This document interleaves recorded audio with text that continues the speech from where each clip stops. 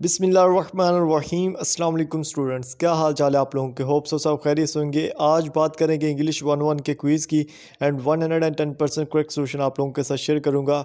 इस वीडियो में हम डिस्कस करेंगे ऑलमोस्ट 30 एमसीक्यूज जो कि बिल्कुल राइट सॉल्व होंगे। फर्स्ट ऑफ ऑल हमारे पास पहला क्वेश्चन ये है कि choose the correct option. A pronoun is the one that refers to the person being spoken to.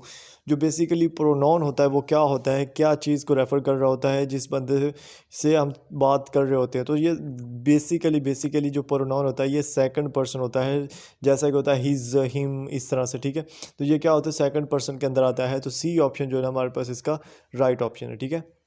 Question number 2 जो था वो लाइट की वजह से गायब हो गया। अभी क्वेश्चन नंबर 3 पे चलेंगे कि fill in the blank by choosing the correct verb. The watch was laying on the table and it had there for a week, ठीक है। जो घड़ी है वो क्या है, वो टेबल पर पड़ी थी, ठीक है, और ये यहाँ पे ऑलमोस्ट 3 हफ्तों से पड़ी हुई है। तो यहाँ पे जो सही आएगी हमारे पास इसकी प्रेपोजिशन वो कौन सी आएगी, लाइट है या लेन है। अभी देखें जो ऊपर वाला हमारे पास है ना लाइट, ठीक है, यहाँ पे ये वो एक होता है लाइट, झूठ बोलना, ये आप उसी को समझ सकते हो। बट ये भी ले जो होता है ना, ले यानी कि लेटना या पड़ी हुई है किसी चीज़ के, तो उसके ज़मरे में आता है। बट यहाँ पे हमारे पास ये इसका राइट आंसर नहीं है। हमारे पास जो इसका राइट ऑप्शन है, जो इसका राइट करेक्ट बनता है वो है लेन, ठीक है, लेन। तो यहाँ पे बी जो ऑप्शन है ये हमारा इसका राइट ऑप्शन है।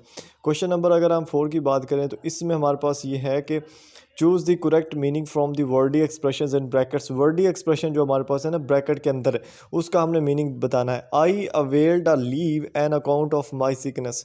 एन अकाउंट ऑफ, ये है ब्रैकेट्स के अंदर वर्डी एक्सप्रेशन है। हमने इसको क्या करना है, इसका जो करेक्ट मीनिंग है वो बताना है। बेसिकली वर्डी एक्सप्रेशन क्या होते हैं कि फजूल के ऐसे लफ्ज़ जिनका अल्टरनेटिव लफ्ज़ हमारे पास मौजूद है, बट हम उनको यूज़ करके अपने जो जितने भी सेंटेंसेस होंगे उनको वर्डी एक्सप्रेशंस में चेंज कर डालते हैं, जो कि गलत होता है। तो यहाँ पे हमारे पास जो है ना N account of my sickness, तो नाम से जाहिर करता है, या आप सेंटेंस पढ़ो तब भी आपको आइडिया हो जाएगा, ड्यू टू, ठीक है, कि वजह से, मेरी बीमारी की वजह से आई अवेल्ड अ लीव, ठीक है।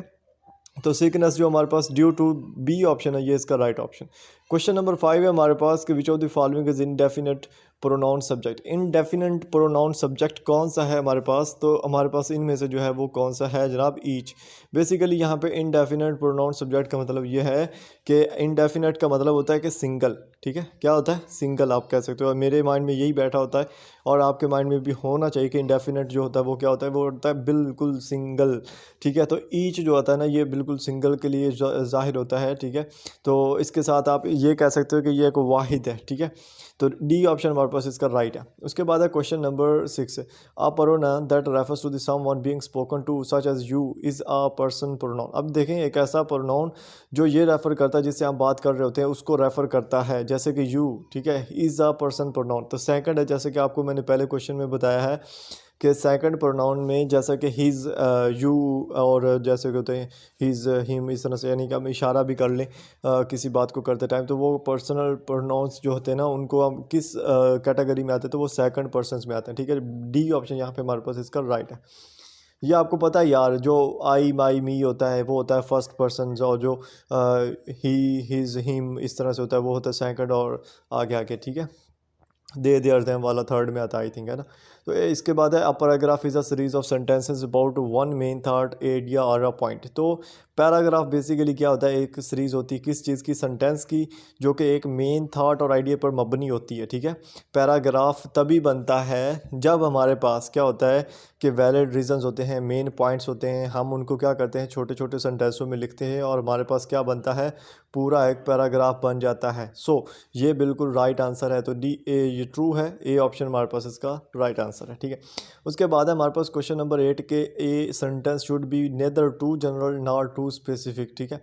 तो एक जो सेंटेंस है, कौन सा सेंटेंस भला, जो ना तो जनरल हो ना ही स्पेसिफिक हो, ठीक है, ना जनरल हो ना स्पेसिफिक हो, तो ऐसा सेंटेंस को क्या बोलते हैं, टॉपिक सेंटेंस। बेसिकली जनरल और टू स्पेसिफिक का मतलब ये है कि ऐसा सेंटेंस जो बिल्कुल अपनी पूरे जो आगे आने वाली चीज़ें उनकी चीज़ को जाहिर कर रहा होता है कि आगे हमने ये चीज़ पढ़नी है, ठीक है। तो ये टॉपिक सेंटेंस होता है जो हमें बताता है कि पूरे टॉपिक के अंदर ये चीज़ें आपको देखने को मिलेंगी, ठीक है। नेक्स्ट क्वेश्चन नंबर है हमारे पास 9, ठीक है। इसमें हमारे पास उन्होंने पूछा है कि choose the best option with appropriate punctuation. Where did doctor McGraw receive his MD. ठीक है, अब ये हमारे पास सेंटेंस है कि where did McGraw receive his MD. हमने इसका पंक्चुएशन के लिहाज से जो करेक्ट सेंटेंस होगा वो देखना है। सबसे पहले आपको मैं एक चीज़ बता देता हूँ, हमको पता है जहाँ पे भी हमारे पास डॉक्टर आता है ना, डॉक्टर, ठीक है, डॉक्टर के आगे हम डॉट लाजमी लगाते हैं। जब भी हम इसका शॉर्टकट यूज़ कर रहे हैं तो डॉट लाजमी लगाते हैं। तो अगर आप इन सेंटेंसेस में देखो, इसमें भी डॉट नहीं लगा हुआ, फुल स्टॉप नहीं लगा हुआ, इसमें भी फुल स्टॉप नहीं लगा हुआ, और लेकिन आप इसमें अगर देखोगे तो फुल सही लिखा हुआ है कि where did doctor dot McGraw receive his M dot D. तो ये है जनाब इसका राइट आंसर। डी ऑप्शन जो है ना इसका राइट ऑप्शन है, जो कि बिल्कुल 110% करेक्ट है। उसके बाद 10 क्वेश्चन है हमारे पास के but they could not resist any the incredible dessert. Here incredible, देखें यहाँ पे क्या है सेंटेंस, पहले क्या है कि but they could not resist the incredible dessert. Dessert जो है वो बेसिकली तो हमारे पास आप कह सकते हो ऑब्जेक्ट है, बट इनक्रेडिबल जो है ये यहाँ पे क्या कर रहा है, तो इसका मतलब होता है ऐसा कोई भी चीज़ जो आपके ऑब्जेक्ट की खसूसियात में इजाफा कर दे, ठीक है, उसको हम क्या बोलते हैं, एडजेक्टिव। एडजेक्टिव, ऐड का मतलब है कि ऐसी चीज़ जो आपकी खसूसियात में, जो बंदा जिसको हम डिस्कस कर रहे हैं, जो कोई भी चीज़ है, बंदा चीज़ है, उसकी खसूसियात में इजाफा कर दे, उसको क्या बोलते हैं, एडजेक्टिव। जैसा कि she is a beautiful girl. अब गर्ल तो वो है, बट जो हमने ब्यूटीफुल का लफ्ज़ यूज़ किया है ये क्या है, ये हमारे पास आ जाता है एडजेक्टिव। सो आपको ये अब नहीं भूलेगा। नेक्स्ट है हमारे पास she the capitals of every state. अब एक सेंटेंस दिया हुआ सिंपल सा कि she the capitals of every state, हर स्टेट के कैपिटल्स को वो जानती है, बट इसमें हमारे पास ये क्वेश्चंस हैं, ऑप्शंस हैं सॉरी, तो राइट क्या होगा, न्यू। ठीक है, she knew the capitals of the every state, तो ये इसका आंसर आएगा। ये सेकंड इंडेफिनिट टेंस जो होता है ना उसमें आता है, सेकंड जो टेंस होता है सॉरी, ठीक है। उसके बाद हमारे पास कि which one of the following is not a verb adverb of manner. अच्छा, मैनर जो है इसकी कौन सी एडवर्ब नहीं है, ये हमने देखनी है। देखें, मैनर जो होता है बेसिकली इसकी हमने एडवर्ब देखें तो नॉर्मली भी होता है, सरप्राइजिंगली भी होता है, कम्प्लीटली भी होता है, ठीक है, बट टुडे जो हमारे पास है ये इसका नहीं है, इसका एडवर्ब नहीं है, ठीक है। ए ऑप्शन हमारे पास इसका राइट ऑप्शन। उसके बाद क्वेश्चन 3 है कि use the given context to choose the best meaning और synonym for word in capital letters. हमने कैपिटल लेटर्स में जो वर्ड है उसका मीनिंग देखना है कि क्या है। सेंटेंस हमारे पास ये है कि you may have heard of draconian law but do you know what type of law would be draconian. ठीक है, अब यहाँ पे उसने कहा कि आपने हो सकता है कि सुना हो ड्रैकोनियन लॉ के बारे में, but do you know what type of law, कि ये किस तरह का लॉ है। ड्रैकोनियन जो लॉ है वो बेसिकली क्या है, हार्श। हार्श ये इसका जो सिनोनिम बनता है बेसिकली ड्रैकोनियन का, तो ये एक हार्श लॉ आप कह सकते हो। ए ऑप्शन इसका राइट है। ठीक है यार, हो सकता है मेरे से कोई मिस्टेक हुई हो, मैं भी आप लोगों की तरह ही एक सिंपल सा बंदा हूँ, ठीक है। तो आप लोगों ने मुझे कमेंट में ये बताना है कि अगर कोई मिस्टेक आपको नज़र आए, तो मेरी तरफ से ये बिल्कुल श्योर है, ठीक है। उसके बाद है an is a series of sentences about one main thought और आइडिया। ये क्वेश्चन रिपीट हुआ है कि एक मेन थाट या आइडिया या पॉइंट की जो सीरीज़ ऑफ सेंटेंसेस होते हैं उसको हम क्या बोलते हैं, पैराग्राफ होते हैं, पैराग्राफ बोलते हैं, ठीक है। तो डी ऑप्शन हमारे पास राइट ऑप्शन। ये अभी देखें 14 एमसीक्यूज़ के बाद ये एक एमसीक्यूज़ रिपीट हुआ है। उसके बाद है the uncertain meaning of the person pronoun will lead to वा। अब यहाँ पे देखें सिंपल उन्होंने बताया अनसर्टेन मीनिंग। अनसर्टेन मीनिंग का है कि ऐसा मतलब जो हमें चाहिए ही नहीं, जो हमें वहाँ पे रिक्वायर्ड ही नहीं, जो कि प्रोनाउन का हो, तो वो हमें उस सेंटेंस को किस तरफ ले जाएगा, कन्फ्यूजिंग की तरफ, ठीक है। यानी कि हम अपने सेंटेंसेस में ऐसे यूज़ कर लें प्रोनाउंस जिनका हमें मतलब ही नहीं चाहिए, मतलब पता ही नहीं है, तो हम क्या करेंगे, वो सेंटेंसेस क्या होंगे, कन्फ्यूजिंग होंगे, ठीक है।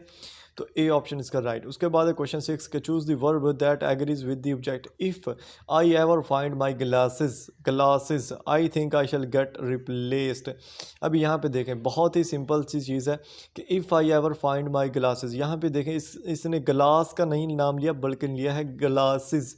तो ये क्या करेगा, I think I shall get them replaced. आप अगर थोड़ा सा अपनी माइंड से भी पढ़ोगे ना, तो यहाँ पे जो मानी आना है ना वो आपको पता होगा, ठीक है, आपके माइंड में ऑटोमेटिकली आ जाता है। ये एक सेंस है हमारे इंग्लिश में भी, लेकिन ये बहुत कम लोग ऐसा कर सकते हैं कि जब वो सेंटेंस पढ़े तो जो खाली जगह में आना है वो खुद से ही लगा सकता है उनका माइंड। ये कुछ ही लोगों में ये एबिलिटी होती है, ठीक है।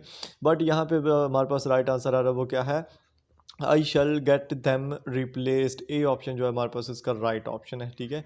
जो दैट है ये नहीं आएगा, गेट दैट रिप्लेस्ड बुरा सा लगता है, अजीब सा लगता है माइंड को, गेट इट रिप्लेस्ड नहीं, क्योंकि इट नहीं आएगा क्योंकि ग्लासेस है, ठीक है, और इट्स भी नहीं आएगा, ठीक है।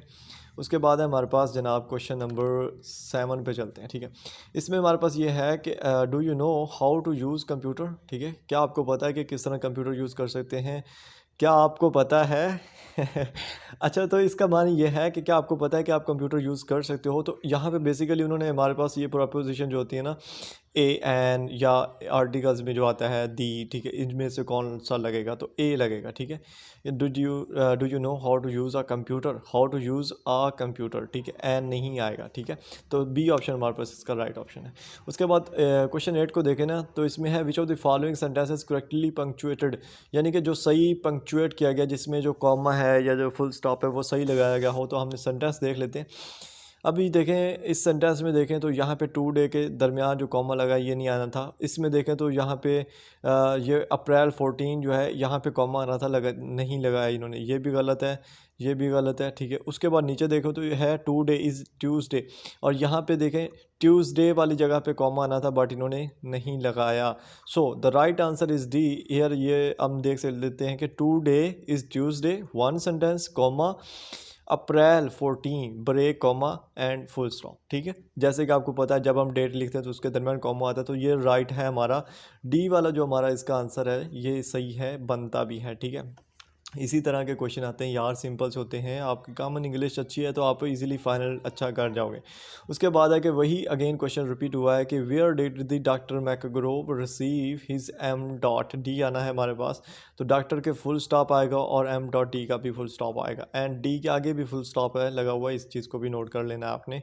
तो ये अगेन क्वेश्चन रिपीट हुआ है, ठीक है। उसके बाद है हमारे पास क्वेश्चन नंबर 10 है, और उन्होंने पूछा है John possesses a solid writing skills which have enabled him to compose quality correspondence, hair him is a pronoun. अभी यहाँ पे देखें उन्होंने सिंपल ये लिखा था कि जॉन जॉन जो है एक बंदा है, वो क्या रखता है कि उसके पास राइटिंग स्किल्स अच्छी हैं, विच हैव इनेबल्ड हिम, यहाँ पे उन्होंने प्रोनाउन यूज़ किया है टू कंपोज क्वालिटी करस्पॉन्डेंस, ठीक है। अब यहाँ पे जो हिम यूज़ हुआ है वो कौन सा प्रोनाउन है, तो ये ऑब्जेक्टिव है, बेसिकली ये उस बंदे को ही जाहिर कर रहा है जो खुद था, ठीक है, ऑब्जेक्टिव था यहाँ पे जॉन, ठीक है, उसको जाहिर कर रहा है, ठीक है।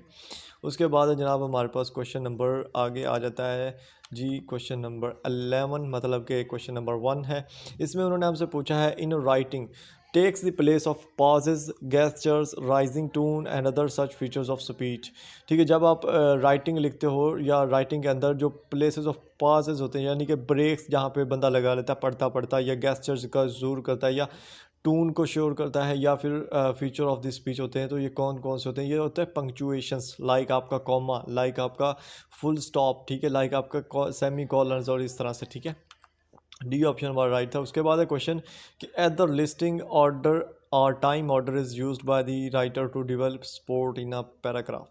तो बेसिकली जो लिस्टिंग ऑर्डर होता है और टाइम ऑर्डर होता है, बेसिकली ये ऐसा होता है कि जब आप लिख रहे हो हिस्ट्री पे कुछ चीज़ लिख रहे हो, तो आपको एक डिटेल से और एक ऑर्डर से चलना पड़ता है। लाइक आप अगर ये लिखोगे यानी 1947 में पाकिस्तान आज़ाद हुआ, 1956 में पहला आइन लगा, 1900 जो है ना 62 में दूसरा आइन लगा, ये हम क्या कर रहे हैं, एक तरतीब से चल रहे हैं और ऊपर की तरफ आ रहे हैं जैसे जैसे हम अपनी पूरी रिसर्च को लेके जा रहे हैं। तो ये होता है टाइम ऑर्डर या लिस्टिंग ऑर्डर हम इसको बोलते हैं। तो ये क्या करता है, राइटर को हेल्प करता है ताकि वो पैराग्राफ को जो है ना वो सपोर्ट कर सके। तो ये बहुत ही ट्रू बात है, इससे हमें पता चलता है कि हाँ बिल्कुल अच्छा पैराग्राफ लिखा हुआ है, हमें समझ भी आती है, ठीक है। जैसे कि अभी मैंने आपको एग्जांपल दी है, अगर हम ये कर दें कि जनाब 1947 में ये हुआ था, 1973 में वो हुआ था, 1950 में ये हुआ था, यानी कि आगे पीछे कर दें तो कन्फ्यूजन हो जाती है, ठीक है। उसके बाद है semicolon is use to separate directly quoted material from the rest of the sentence. तो मुझे आप यहाँ पे एक चीज़ बतानी है, सेमी कॉलन जो है वो यूज़ होता है लाइक सेमी कॉलन, जो एक फुल स्टॉप और नीचे उसके कॉमा जो होता है, वो यूज़ होता है क्या करने के लिए, डायरेक्टली सेपरेट करने के लिए कोटेड मटेरियल को, जिनके ऊपर कोट लगा होता है, ठीक है, ऐसे करके जिनके ऊपर कोट लगा होता है, इस मटेरियल को सेपरेट करने के लिए यूज़ होता है सेमीकोलन। इज़ दिस राइट और नॉट? तो ये बिल्कुल गलत है, सेमीकोलन यूज़ नहीं होता, बल्कि जो हमारे पास होता है ना, क्या बोलते हैं, कॉमा, ठीक है, कॉमा यहाँ पे यूज़ होता है। वो क्या करता है, जो दूसरा सेंटेंस होता है उससे उसको क्या करता है, अलग कर देता है, ठीक है, डायरेक्टली कर देता है सेपरेट। तो ये इसका जो आएगा वो फॉल्स आएगा, ठीक है। अगर होता ना वो हमारा कॉमा तो इसका राइट आना था, बट वो है नहीं तो सो फॉल्स है, ठीक है।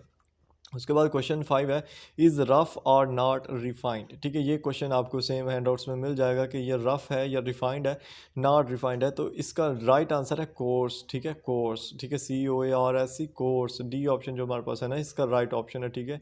ये बड़ा याद किया था प्रपोजिशन के दौर में, बट अब तो हर चीज़ ही भूल चुकी है। उसके बाद in the conference room the presenter demanded silence, choose the comma rule apply to the sentence about. अच्छा, ये हमारे पास है कि in the conference room the presenter demanded silence, तो ये हमारे पास सेंटेंस है, इसका हमने कॉमा रूल जो है ना वो अप्लाई करना है कि कौन सा लगेगा कौन सा नहीं। तो इसमें है कॉमा आफ्टर इंट्रोडक्टरी मटीरियल, ठीक है। जो इंट्रोडक्टरी मटेरियल यहाँ पे हमारे पास आ रहा है कि इन दी कॉन्फ्रेंस रूम, ठीक है, यहाँ पे ये कॉमा हमने यूज़ किया, तो ये हमारा जो है ना इसका रूल है जो कॉमा का यहाँ पे यूज़ किया गया है, ठीक है। तो ये हमारे पास ए ऑप्शन जो है ना इसका राइट आएगा। कॉमे वाले जितने भी आपको मिलेंगे ना, कॉमे वाले, कॉमा वाला जो काम है ना वो अच्छे से सीख लो भाई, आपका फाइनल उन्हीं में से काफ़ी ज़्यादा तक हो जाता है, ठीक है। उसके बाद है an apostrophe is not needed in, apostrophe जो है वो कहाँ पे नीड नहीं होती, कहाँ पे ज़रूरत नहीं होती हमें। बेसिकली एपोस्ट्रोफी होती क्या है, एपोस्ट्रोफी होती है एस कहाँ पे लगता है, जहाँ पे हमने जो वाहिद चीज़ें होती हैं उनको जमा में तब्दील करना हो। तो हमारे पास जो प्लूरल नाउन होती है, प्लूरल नाउन, ठीक है, वहाँ पे हमारे पास एस की ज़रूरत नहीं होती, ठीक है, वहाँ पे हमारे पास एस की ज़रूरत नहीं होती, बट जो होते हैं दूसरे उन पे हमें ज़रूरत होती है, ठीक है। उसके बाद है the house is noisy sad the visitor, ठीक है। अब यहाँ पे ये क्वेश्चन आपके सेम इन्होंने ना हैंड आउट की जो आपकी एक्सरसाइज दी गई है ना वहाँ से इन्होंने उठाए हैं। बहुत सिंपल है यार, आपको बस दो चीज़ों के दरमियान पता होना चाहिए, ठीक है। अब क्वेट यहाँ पे ये है QUITE, क्वेट यहाँ पे मतलब है कि बिल्कुल ऐसे शांत है, ठीक है, मुकम्मल शांत है, ठीक है। बट ये वाला जो क्वेट आपको ऊपर नज़र आ रहा है इसका मतलब होगा छोड़ना, ठीक है, छोड़ देना, छोड़ देना। तो इनमें थोड़ा सा फ़र्क है इनकी वर्डिंग में, जो आपको पता होना चाहिए स्पेलिंग्स में। तो यहाँ पे हमारे पास इसका जो है ना वो सी आंसर राइट है। उसके बाद अगर 9 में देखें तो है choose the an is a format simply by adding an s to a word, ठीक है। अब कौन सी चीज़ है सिंपली बन जाती है जब हम उसके ऐड करते हैं, एस ऐड करते हैं, यानी कि एपोस्ट्रोफी ऐड करते हैं, तो क्या चीज़ बनती है, प्लूरल्स बनते हैं, ठीक है, प्लूरल्स बनते हैं। प्लूरल का मतलब है कि जमा बनते हैं, जितने भी जमा होते हैं, जमा अल्फाज यार, ठीक है। क्लास है तो उसके आगे एस लगा दें तो क्या बन जाएगा, क्लासेस, ठीक है। या इस तरह और भी काफ़ी ज़्यादा एग्जांपल्स आती है, एस और ई एस का जो इजाफा किया जाता है ना वो प्लूरल्स ही बनते हैं बेसिकली, ठीक है। उसके बाद है हमारे पास a person that refer, person who is speaking is called a person noun, ठीक है, यानी कि ऐसा बंदा जो स्पीक कर रहा है, जो बोल रहा है, उसी को रेफ़र करते हो तो वो क्या पर्सन की कैटेगरी में आता है, तो वो आता है फर्स्ट में। अब इसका मैं सिंपल समझाता हूँ, इसका मतलब ये है कि ए प्रोनाउन, एक ऐसा लफ्ज़ जो उस बंदे को जो है ना वो रेफ़र कर रहा हो, जो बोल रहा है, ठीक है, जो बोल रहा है, सुनने वाले को नहीं बल्कि जो बोलने वाले को रेफ़र कर रहा है उसको बोलते हैं फर्स्ट, ठीक है। जैसे आई, ठीक है, आई वाचिंग वीडियो, ठीक है, इस तरह आई जो है वो क्या है, फर्स्ट पर्सन नाउन है, मैं खुद बोल रहा हूँ या मैं कहता हूँ, या आप जो सुन रहे हो ना आप सेकंड पर्सन नाउन हो, ठीक है। तो ये थे हमारे जनाब क्वेश्चंस, होप सो आप लोगों को समझ भी आई होगी और आपने चैनल सब्सक्राइब कर लिया होगा, नहीं किया तो कर लो, कंजूस ना बने करो, सर्दी में मुश्किल होता है और ऊपर से बिजली में तो फिर भी मुश्किल होता है, इतनी ज़्यादा तंग करती है। मिलते हैं नेक्स्ट वीडियोस में, ख्याल रखिएगा, अल्लाह हाफिज़।